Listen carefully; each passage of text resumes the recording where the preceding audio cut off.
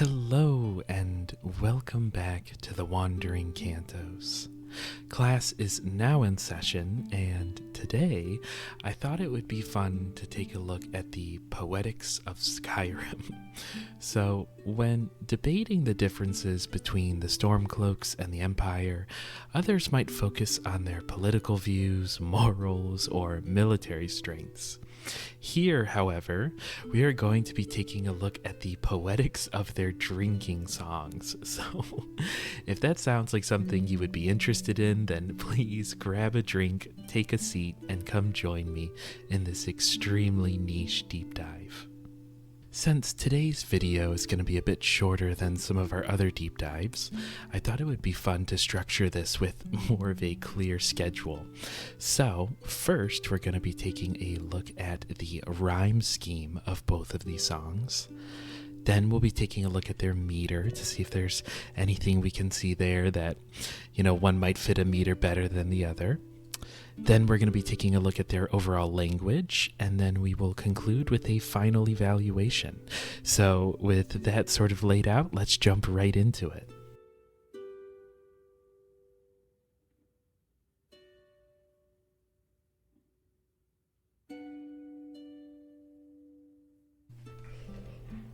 All right, so we're going to start off by looking at the rhymes here.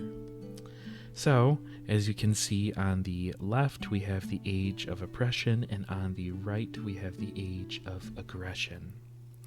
So they start off similarly, both with gone and done.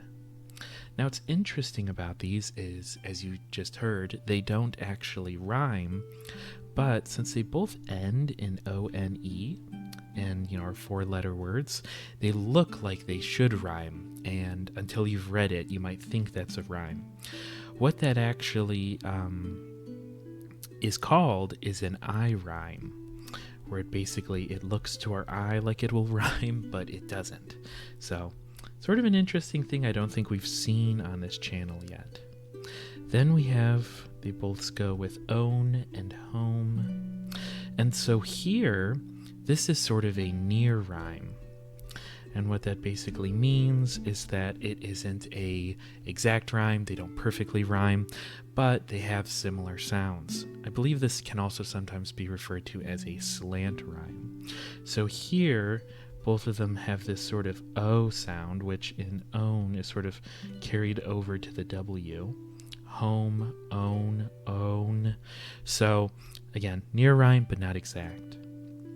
Now here, in this sort of, refrain to the drinking song, we have something really interesting going on, which is that the Stormcloaks have an exact rhyme, while the Imperials have a near rhyme. So as you can see, it says, "All hail to Ulfric, you are the High King. In your great honor, we drink and we sing." Sing and king there rhyme exactly, so it is an exact rhyme. Over here, though, we have "Down with Ulfric, the killer of kings. On the day of your death, we drink and will sing." So, by putting this as plural, they've made it a near rhyme. And I think what's all the more interesting about this, and why the Imperials might lose a couple points here, is canonically, Ulfric has only killed one king. That's not up for debate. It's a debate whether it was a fair duel or not, but he hasn't killed multiple kings. So it's extremely interesting that they sacrificed their exact rhyme to make this plural when that isn't even the case. So, if anything, it also makes Ulfric sound a bit more impressive that he would have such a resume. But onward to the next part, "We're the children of Skyrim, and we fight all our lives, and when Sovngarde beckons, every one of us dies."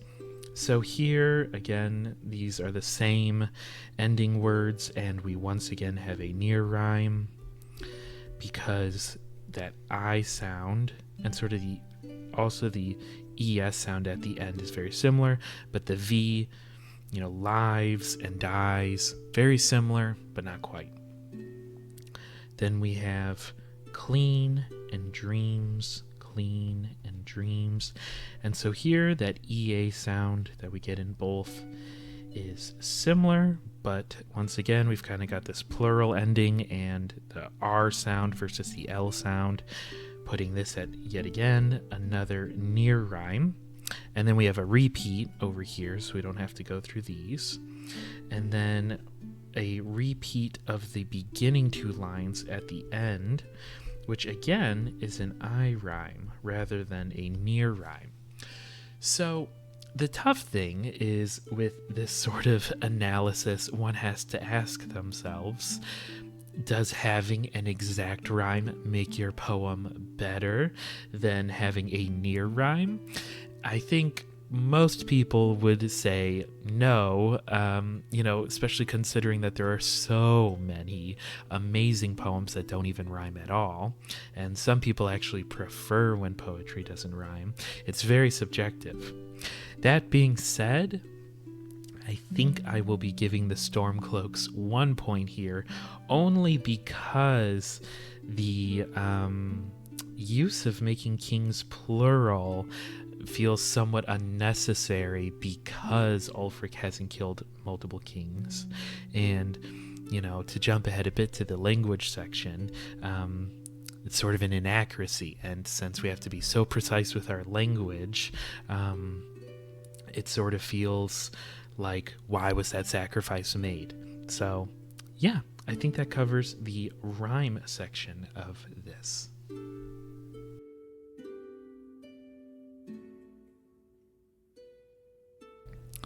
All right, and now we're going to discuss the meter. And so I'm going to be honest with all of you. I sometimes feel like I don't have actually the best ear for meter.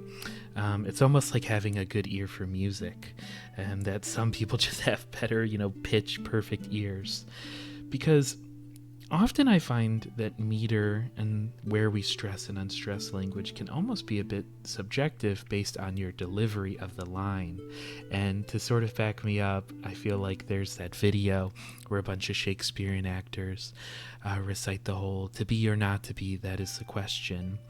And by emphasizing a different word and putting their stress on it, it totally changes the sort of implication or meaning of the statement. So take everything I'm about to say with a grain of salt. Let's get our chalk. So it starts with, we drink to our youth to the days come and gone. We drink to our youth for days come and gone. So there's a difference here. So, because again, you could be like, we drink to our youth to the days come and gone. Or you could just say, we drink to our youth to the days come and gone.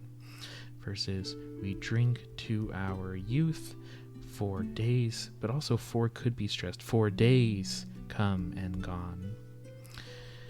This is going to be a bit hard to see, I'm realizing, based on how close the text is. So let's get a nice yellow. Okay, we have for the age of oppression is now nearly done. Versus, for the age of aggression is just about done. Will drive out the empire from this land that we own. Will drive out the Stormcloaks and restore what we own. With our blood and our steel, we will take back our home. I feel like that already to my ear. I feel like that should have been wheel. Should have been, with our blood and our steel, we'll take back our home. Because then wheel sort of becomes unstressed. So it can be sort of a will take, and then the take gets the stress, versus it almost becomes, we will take back our home. It becomes almost where they're almost all stressed to a degree. But again, I'll fully admit that I may be wrong with this. So we have with our blood and our steel,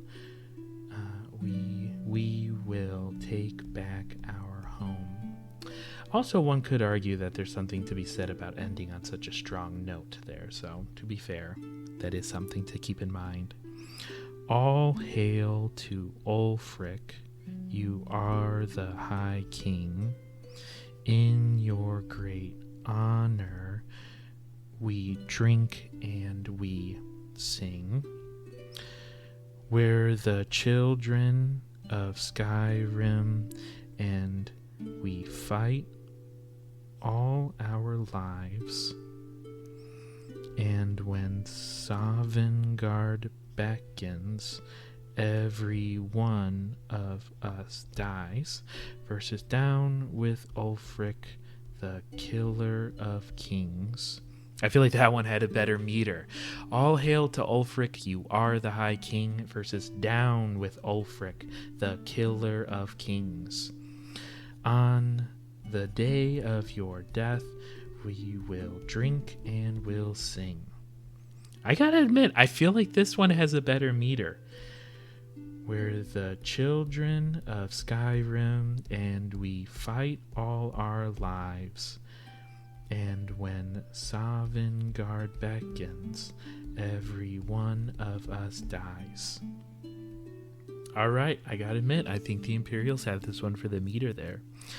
But this land is ours, and we'll see it wiped clean of the scourge that has sullied our hopes and our dreams. I realize also that if someone's not familiar with the meter of poetry, I probably sound like I'm reading this absolutely insanely.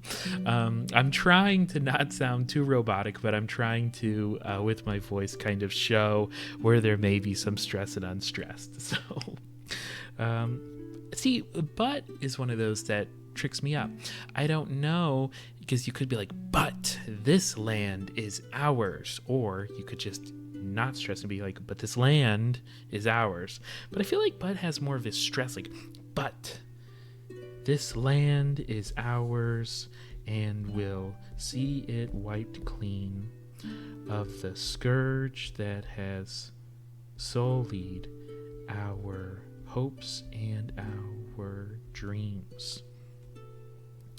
All right, and then we have a repeat here, so we don't have to go through that. And we're our repeat here, but we drink to our youth, to the days come and gone, for the age of oppression is now nearly done. We drink to our youth, for the days come and gone, for the age of aggression is just about done. I gotta admit, so looking back at this and just having gone through it really quickly, I feel like the Imperials have a bit more of a better meter. I feel like to reread it again, all hail to Ulfric, you are the High King. In your great honor, we drink and we sing. We're the children of Skyrim, and we fight all our lives. And when Sovngarde beckons, every one of us dies. Versus, down with Ulfric, the killer of kings. On the day of your death, we will drink and we'll sing. We're the children of Skyrim, and we fight all our lives. And when Sovngarde beckons, every one of us dies. That one just feels like it rolls off the tongue way better. So, all right, Stormcloaks might have gotten a point for rhyme, but now I'm seeing that the Imperials might have gotten a point for meter.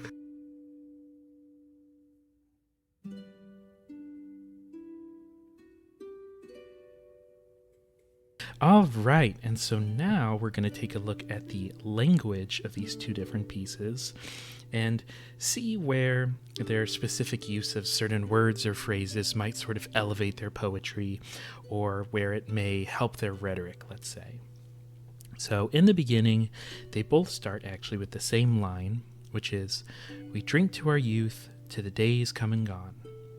So what's interesting here is, although they don't include an adjective here and say, oh, to the wonderful days come and gone, or, the amazing days, etc., a positive adjective, it's still implied based on the action that they're taking.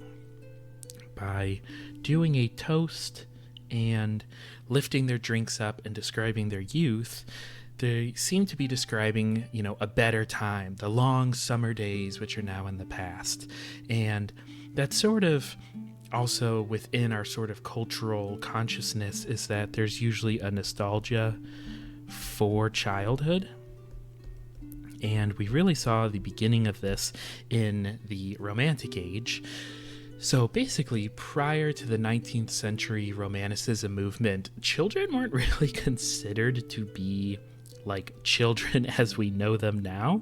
They were kind of just treated like little adults. So it wasn't like, oh, you're a child, you should play and have fun and, enjoy your youth. It was much more like, as we saw with the Industrial Revolution, etc., it was much more just like children were just used as a labor force, and a cheaper labor force. But Romanticism introduced the idea that, when you're a child, you're sort of less influenced by the world in a good way. So it was sort of saying that when you're a child, you're more innocent and you have a better sense of imagination, and you maybe feel closer to nature and actually more spiritual. And the older you get, the more sort of world weary you become, and you become influenced by the negativity of like adult human society and culture. So all of that is to say is that they're certainly starting off with a nostalgia, and since we're seeing it as days that are come and gone, it's telling us that this better time of their childhood is no longer present.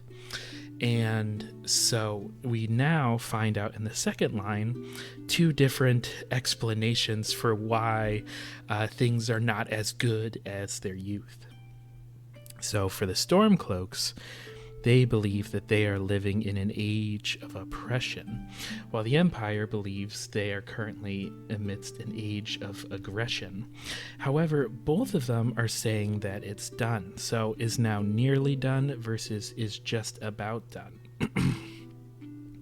So what's sort of interesting about the language here, age of aggression is sort of a little less sympathetic into my mind.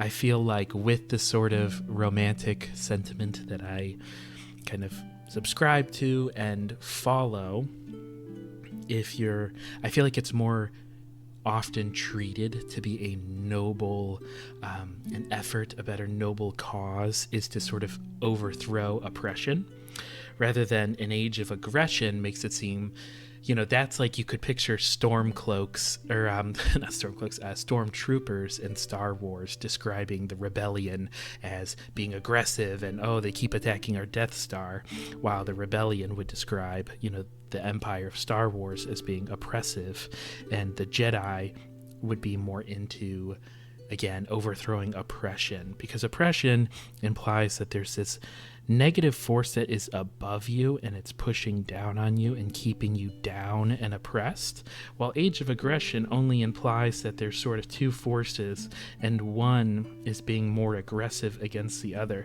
It's almost like they're on equal playing field, while the dichotomy in this one is more of there is a force above you that's keeping you down, and it's not an equal playing field. I think what's also interesting is the difference of is now nearly done versus is just about done. They're so similar that it almost makes me wonder why there was even a difference, but I feel like is now nearly done is sort of interesting in that it sort of implies a bit more of both of a sense of progression, but also a sense of sort of exhaustion, because by saying it's nearly done, on the one hand, the more positive implication is like a progression thing. If you're working at a goal and it's now nearly done, even if you're like baking a cake and it's almost done, you're like, it's nearly done. Like, I'm nearly at the finish line. while is just about done feels almost more passive. I guess that's it. It's sort of an active voice in a way versus a passive voice. Now, in English writing and grammar, active versus passive usually has to do more with whether you're using a being verb or not. So, I am running versus he runs. He runs is active while he is running is passive. So, but here, I mean, in a sort of different way where I still feel like it's sort of it's passive, almost like, it just sort of feels like they're almost waiting for it to be done. Well, it's just about done. Just kind of hang in there a bit longer and just wait it out, and this age of aggression will be done and go away. While is now nearly done, I think it's the use of now adds to that sense of progression, because by saying that it is now nearly done, we get that sense of like right now in this moment we've been working at it and now it is nearly done. We're almost at the finish point. We're almost there. And so there's a better sense of sort of attitude here. So I would give the Stormcloaks a few more points here, while this almost feels like they're being annoyed by a mosquito or a fly, and it's sort of like, oh, just wait it out and then it'll be over. And then here we have once again a difference. So both are claiming to drive out the other faction. So we'll drive out the Empire versus we'll drive out the Stormcloaks. But once again, they switch it up here in this final part. From this land that we own versus and restore what we own. They both are saying what we own, but I feel like once again the Stormcloaks technically have a bit of a better rhetoric in that it feels like a bit more of a sympathetic cause because of their use of having an object here. So when the Empire says and restore what we own, well, what is that what? What is the thing that they are claiming to own? And it's easier to read into the implications of that and be essentially wondering, like, do they mean that they're going to restore their ownership over the people of Skyrim? And it's almost sort of that, once again, the sort of oppression vibe and a sort of slavery vibe. Or here with the Stormcloaks, they simply want to basically drive the Empire out from the land that they own, which has more of a sense of community. And it's sort of like, we are the people of this land. We're sort of the natives, which I get in Skyrim lore. I don't think they really are natives. I'm pretty sure originally they were elves. But I'm just saying the language within this piece, they are implying that it's their land that they own. They're implying that they're sort of native to it and that Skyrim is theirs, and that this other force has come into the land and is oppressing them. While here, they're saying they're going to drive out the Stormcloaks and restore what we own. It just feels more negative and more like they are occupiers. However, the use of restore is sort of a pleasant word here, because going back to that opening portion where it seems like they're drinking to their youth to days that used to be good, they could be trying to restore those better days and that sense of peace and, indolence and idleness.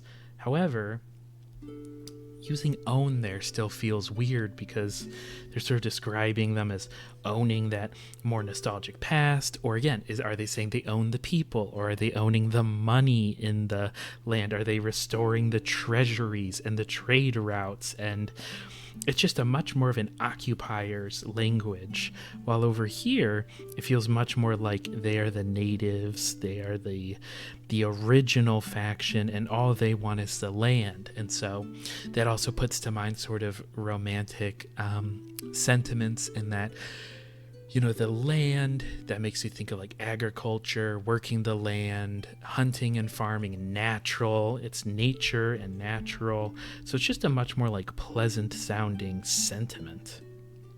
And then they both say, with our blood and our steel, we will take back our home. So even here, if you were to add on to the previous line, with them saying they're going to restore what they own, them claiming to own this home, it's just much different than owning the land of your home. I just feel like there's more of a negative connotation with this one, or at least that's how I'm reading it. So here I think we go Team Stormcloak. Should have written that in blue, but onwards to the next portion. All right, and so here we have the sort of chorus of this song. And so we'll only actually be analyzing it once, because I'm pretty sure, just scanning over it now, yep, there's no difference between the top and the bottom. So here we have, all hail to Ulfric, you are the High King.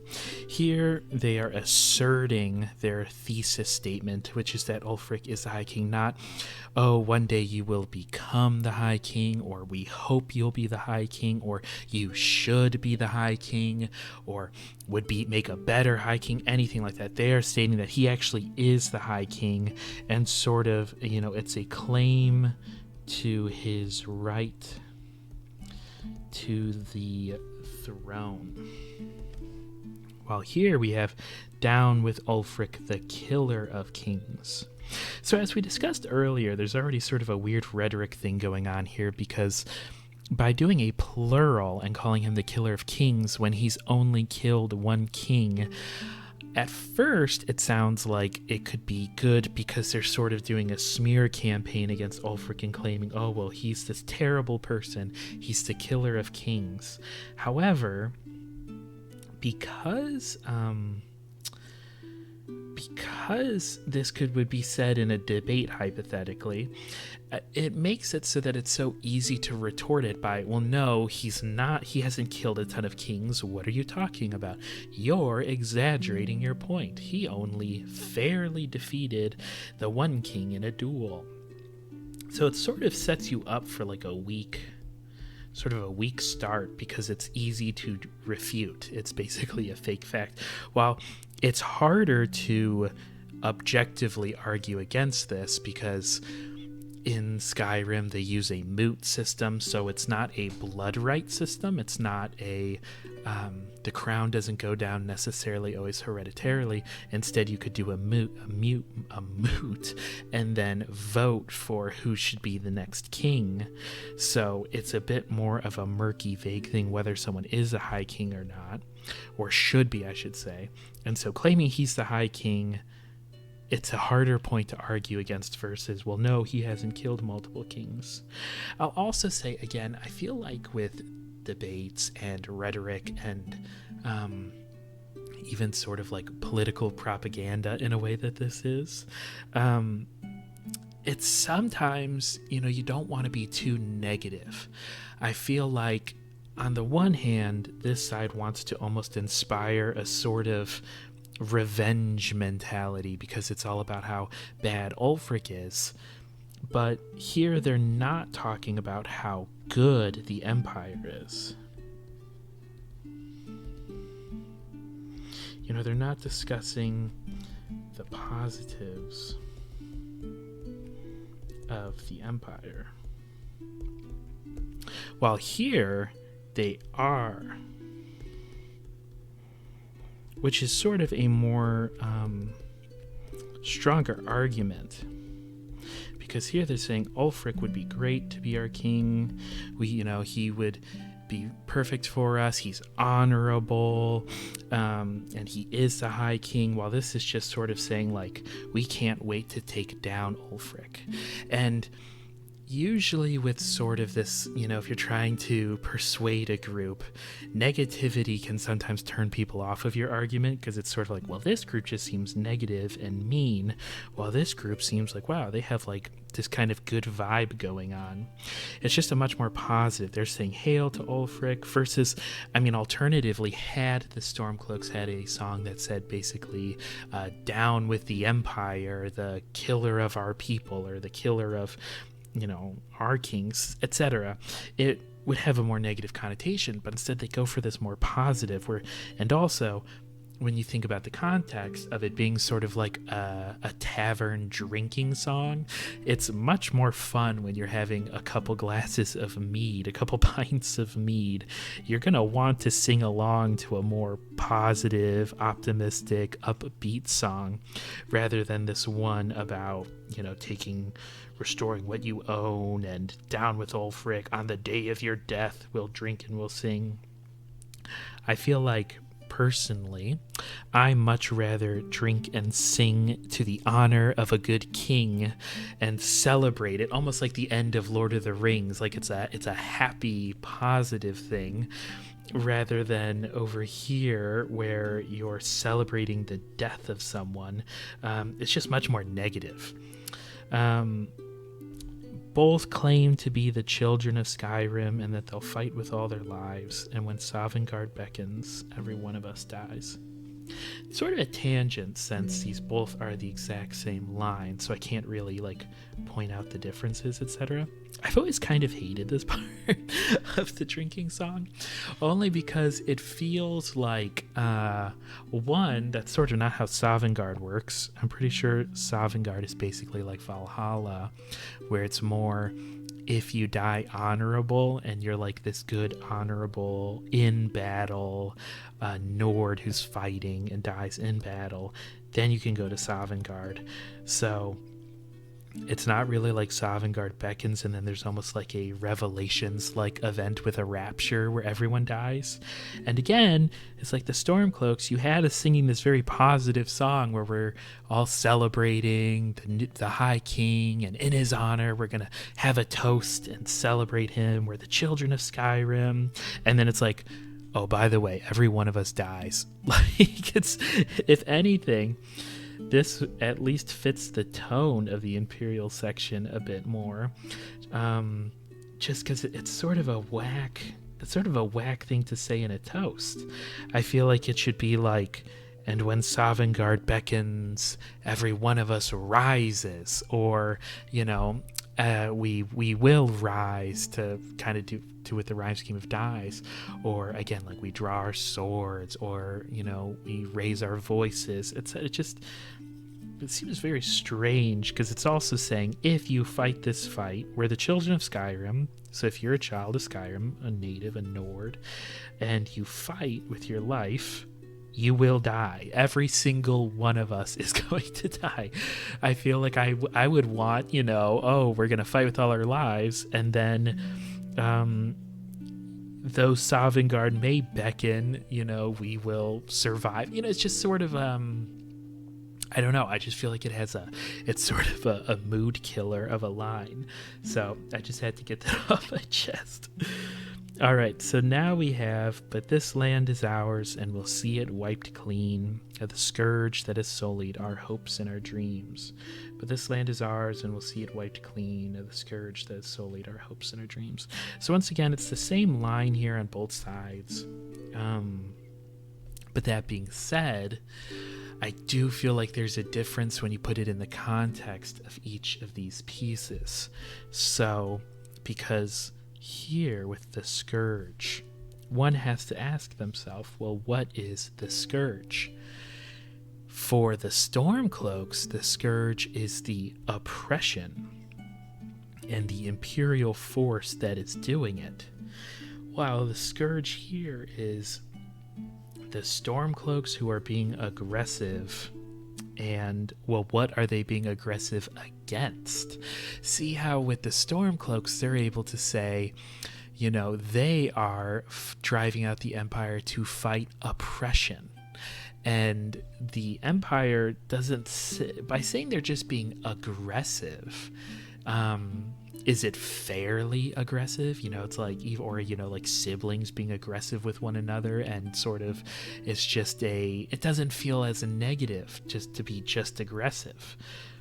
But if you're fighting oppression, it's a much more like, oh yeah, if I didn't know anything about Skyrim and I heard this song, I would be like, oh, the people who are fighting the oppressive force, those must be the good guys. So the Stormcloaks are very much using effective rhetoric to describe themselves as being the good guys.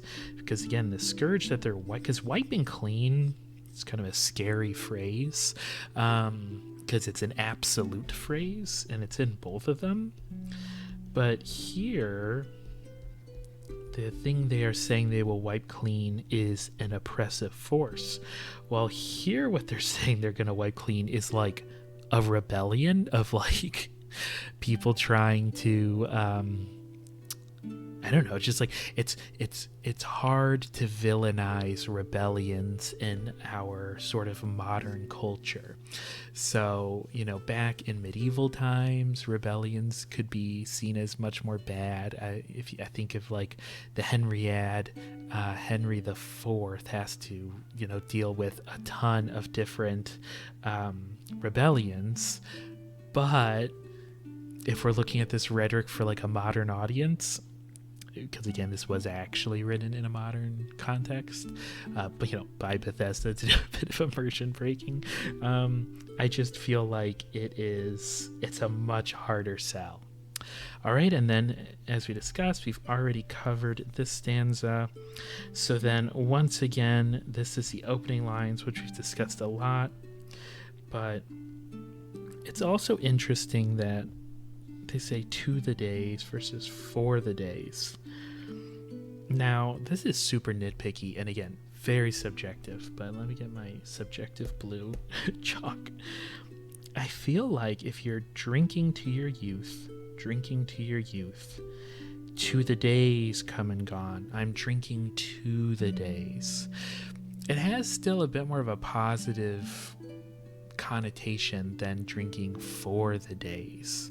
I feel like if you're drinking for the days that have come and gone, it almost feels like you're self-medicating, where it's like, I'm drinking not in the honor of the days come and gone, but it's more like I'm drinking because of the days come and gone, like for them and for what they've done and for the lack of them, I am now drinking. That's why I'm drinking. I'm drinking for this reason versus I'm drinking to this. You could be drinking to a friend's memory or drinking to celebrate something. The use of to just once again has a much more positive connotation. So that being said, when it comes down to language, I really feel like the Stormcloaks come out way ahead of the Empire. Because had the Empire been saying instead that it was all hail to, I forget his name, it's Talius or something like that, the Imperial general guy, or the current High Queen of Skyrim, or all hail to Skyrim, the land of our kin, etc. If they had been a bit more positive, or like all hail to the Empire, this great uniting force that keeps us all strong together. If the Empire had gone for a song of unity, if they had been like, together we are better than we are alone, and the Empire can fight against, the Talmor, down with the Talmor, the Empire stands strong. Someone should write that down. That was kind of a good line. I feel like they would have had a much better song because, again, if you're a bard in Skyrim and you're trying to get the crowd happy and singing and raising their glasses and, sort of stirring something within their hearts, you're going to have a much better time doing that with a more positive song that's describing nostalgia for your youth, being anti-oppression. I'm anti-aggression aggression versus I'm anti-oppression. I much rather side with the team that's anti-oppression. They're, stating that their leader is the High King of Skyrim. He's legitimate in their eyes. In his honor, he's honorable. They're going to drink and sing. They're going to wipe clean this oppression, which also implies that when the oppression is gone, Skyrim will overall be a more positive place, while wiping away like an aggressive rebellion doesn't feel like it has the same sentiment. It kind of feels like it would be sort of like a winds howling situation. So I'm going to have to definitely give the point to the Stormcloaks.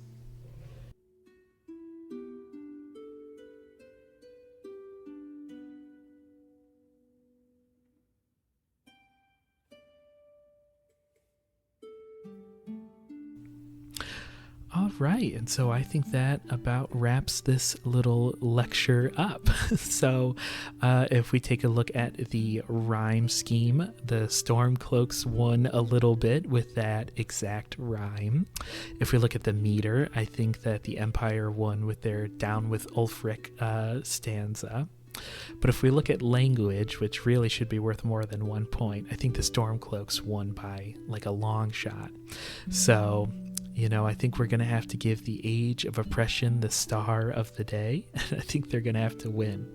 So if you enjoyed this and you had fun sort of going in this little poetry deep dive, please consider subscribing. And if you have any other pieces of media that, either are poems or aren't explicitly poetry that you'd like me to take a look at, please let me know in the comments. I'd be super curious to see what you guys would be interested in.